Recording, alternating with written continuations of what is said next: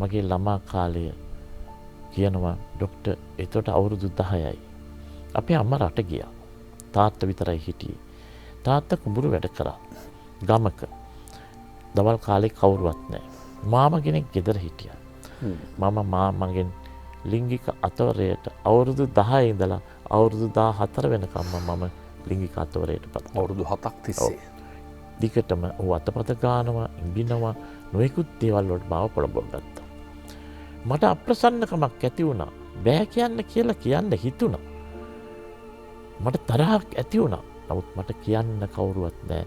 මං හිතුවා මේක කියලා ගෙදර ලොකු ප්‍රශ්නයක් ඇති වෙයි කියලා. ඒතකොට විද්‍යාඥයෝ කියන ඇමරිකානු මනෝවෛද්‍ය සංගමයේ පුංචි කාලේ ලිංගික අතවරයකට පත් වුණොත් දැන් ඔබ මේ අපි මෙච්චර කියාගෙන ගියේ පෞරුෂ බින්නතාවය. ඒකට කියන්නේ බෝඩර් ලයින් පෞරුෂ බින්නතාවය. ඒ බෝඩර් ලයින් පෞරුෂින් බින්නතාවයේ ලක්ෂණය ප්‍රධානම ලක්ෂණය තමයි හැඟීම් පාලනය කරගන්න. එහෙම වෙන්නේ ඇයි? විද්‍යාඥයෝ කියන පුංචි කාලේ දරුවෙක් ඉමෝෂනලි ඇබියුස් වෙන්න පුළුවන්. ෆිසිකලි ඇබියුස් වෙන්න පුළුවන්.